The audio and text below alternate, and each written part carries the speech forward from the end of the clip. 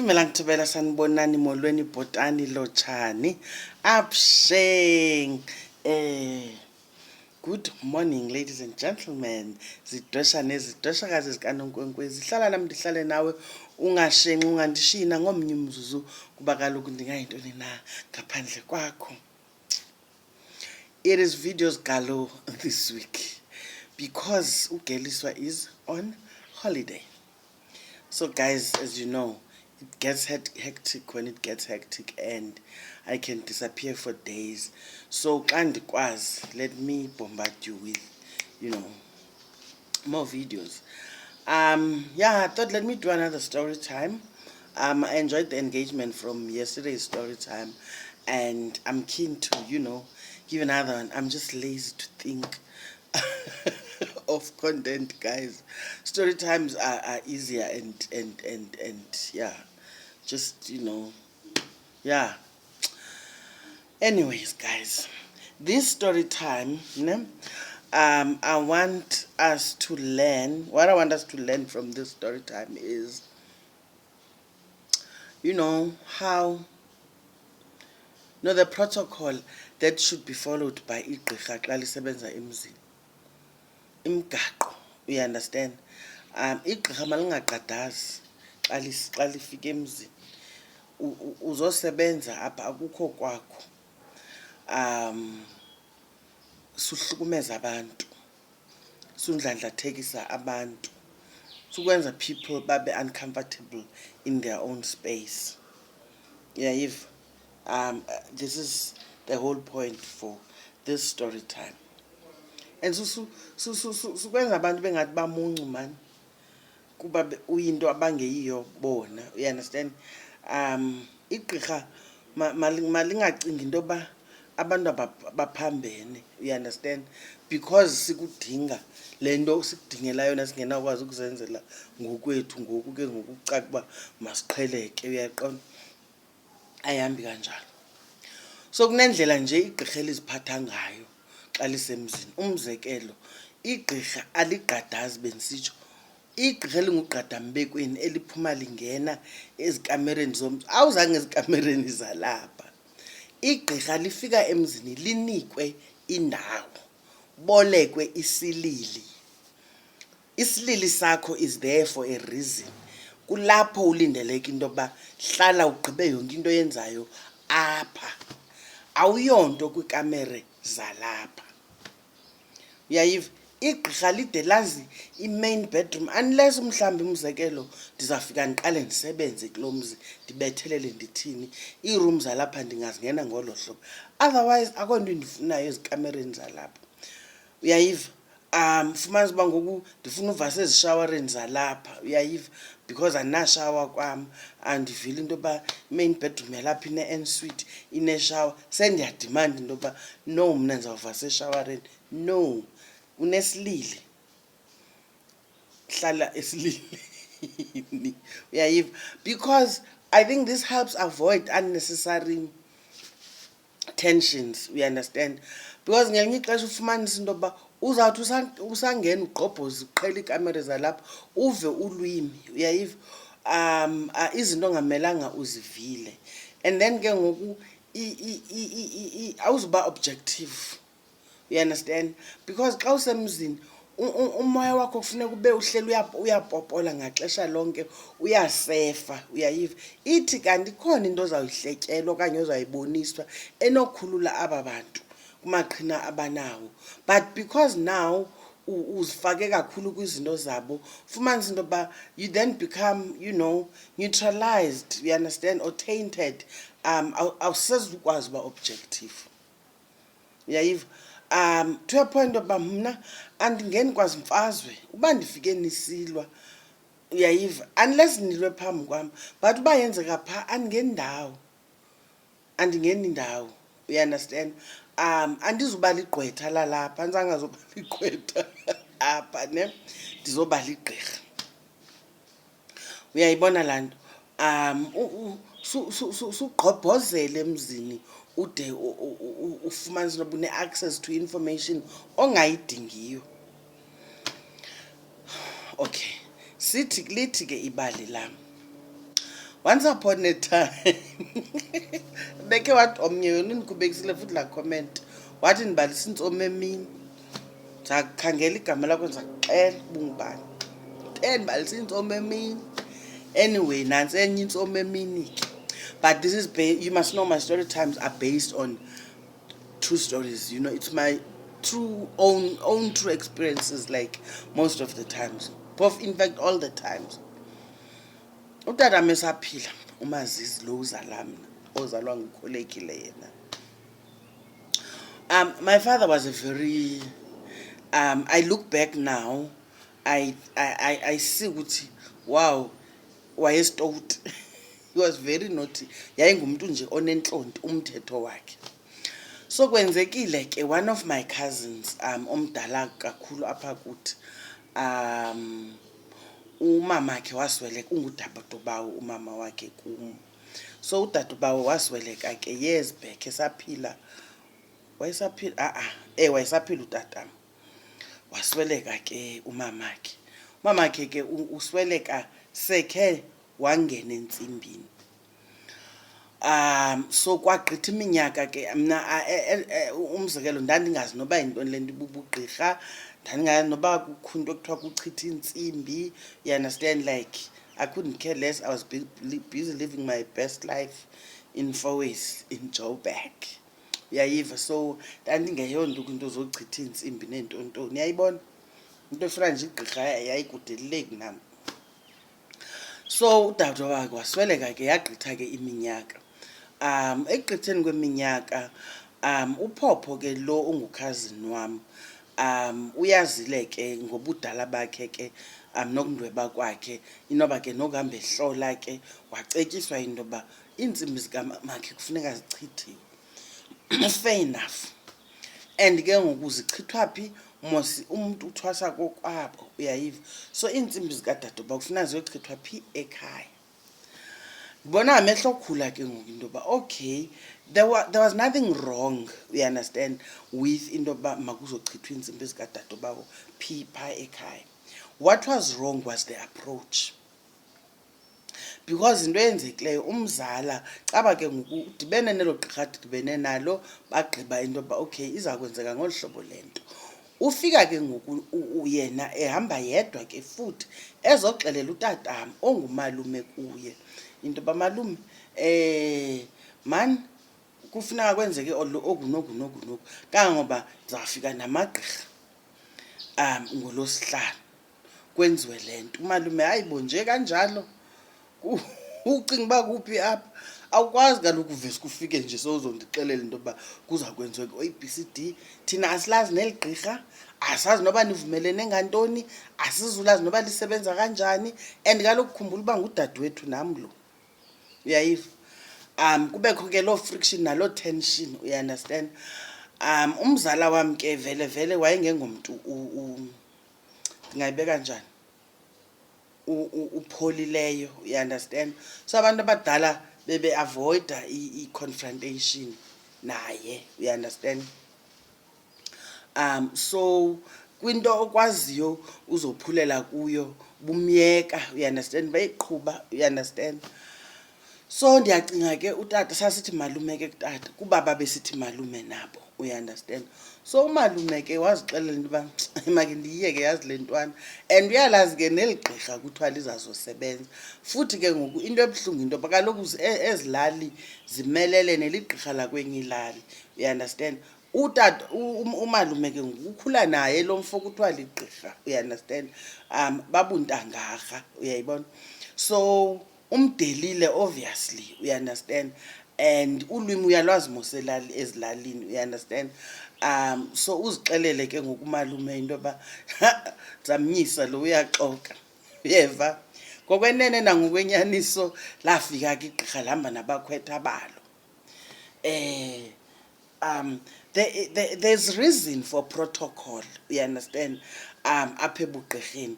One, igqirha liyamkelwa emzini. Awuvese ufike ugibiseleke emzini ube sowukhupha iitasi zakho uyatshiza ntontoni kwathini ngudurubhentsu, uyanderstand. Khange wamkelwe.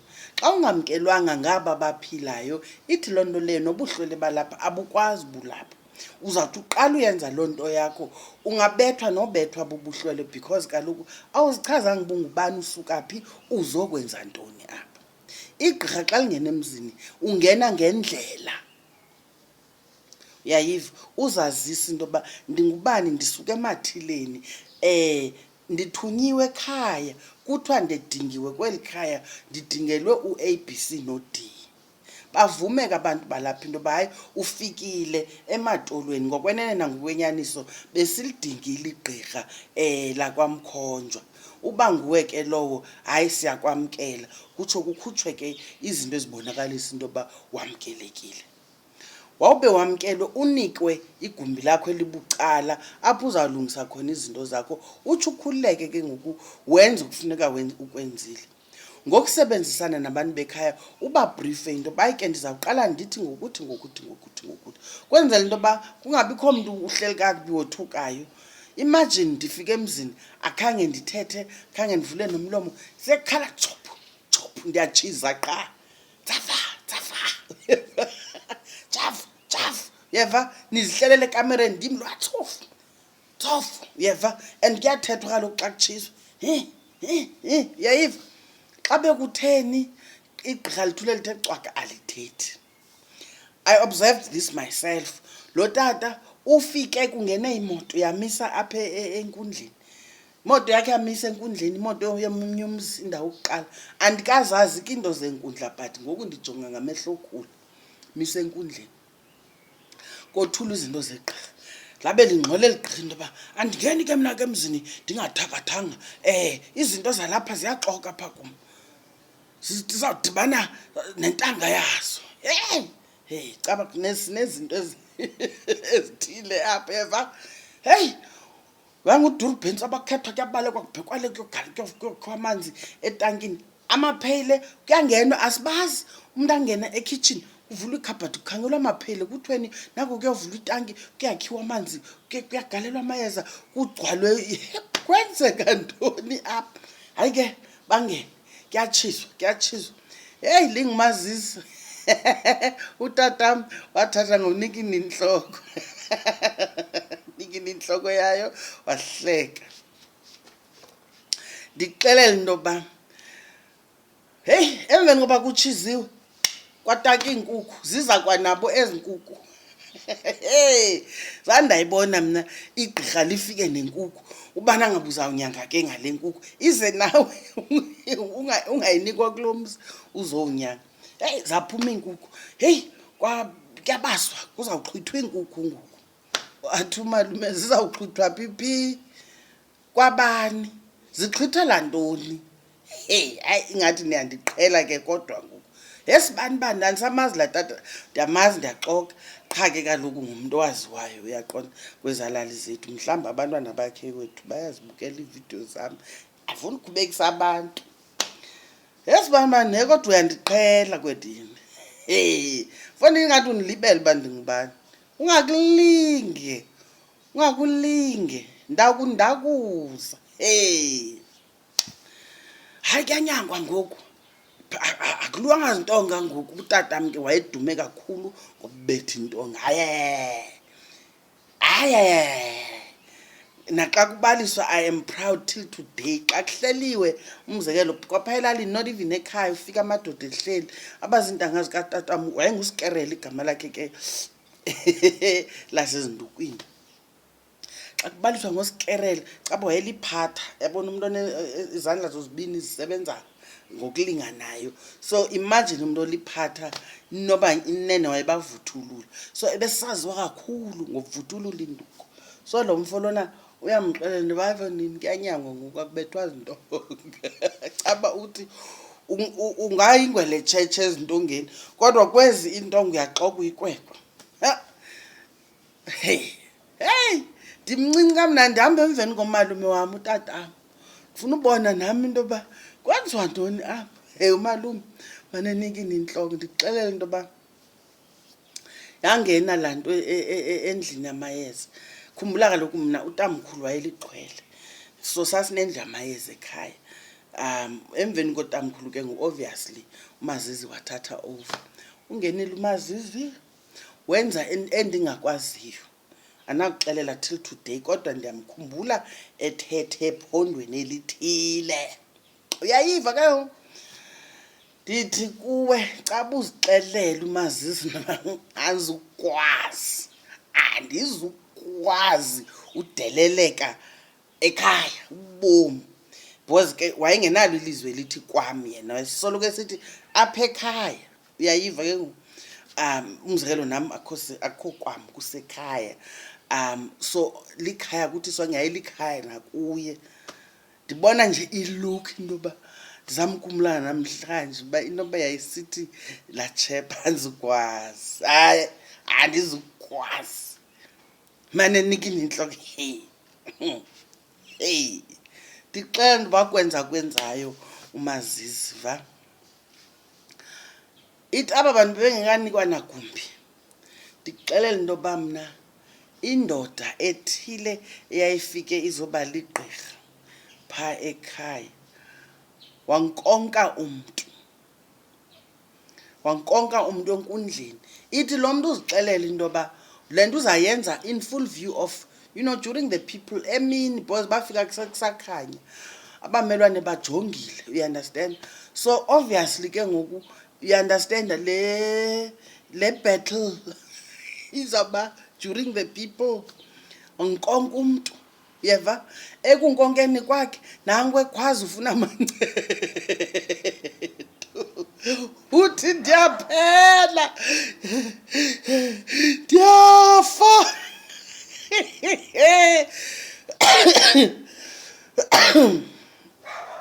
Gayizini, akayihleka uMazizi ngelaa xesha uba fondini ubungathanga bendideni kuyo. Wankonka umntu to a point of ukuwa, yeva. Kwacaca kuyaphela. Ayingomamam ke ngoku lo ushawuta abakhwetha bakhe into yoba animboni kuyaphela utata wenu, ningabizi i-ambulance nje, thuthani lo mntu. Futhi umalume wabesithi yena, heyi, thathani lo mntu makafele ngapha kweyadi uba uyafa angafeli apha, yeva. Heyi, sekuxakwe le yasekhaya ke ngoku umzala, yeva. Wena starta nansi imoto lo mntu babeze ngaye, uyeva. Lo tata lo ungumshayeli ke ngoku udrayiva semele kude. Ingathi akasafuni nento ezamdibanisa uba hayi, andizukwazi. Kuthiwa ke ngoku umzala start imoto ufake utata lo wakho emotweni umbalekise esibhedlele. Awumboni buyaphela. Ndixelela into yoba mna waphuma wayesefunqulwe. Ukufunqulwa oku sengathi lusana, ndikuxelele. Kodwa ke zange abhubhe. Caba wafika esibhedlele, kwasesibhedlele zange babone uba unantoni. Wafika sele right esibhedlele. Kodwa wona umsebenzi kwabe kubonakala into yokuba uchithakele, yeva. Ezo nkukhu zangekanqunyulwa, wazithatha uMazizi wazijula ngapha kweyadi. Zange siphinde sibabone, ndikuxelele mna. Laa tata usandobhubha kule minyaka ingekudala, uyandazi uba ndiyintombi kaMazizi. Esithi xa idibana nam anikini intloko, caba uthi heyi, awazi nto wena uyihlo. Ndibe ndiqonda uba awuyazi uba ndiyayazi le nto. Yeah, so guys, ndizama ukuthi imizi ayifani bethunani. Sanudelela xa nifika emizini. Xa igqirha kufuneka licondobe, iba ngathi unyathele itapeti, uyeva. Iba ngathi unxibe ii-high crocs, ithi chu. Ukubona ecaweni xa umfundisi eme phaa ngentla utshishwa ngumchamo, awuthi qhwayi, uthi for noba kungavakali igqirha funeka libe njalo emzini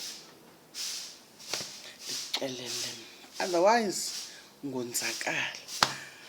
Yeah, bilondo ke guys for today. Otherwise, see you on the next one. Continue liking and sharing the videos. Please don't skip the ads.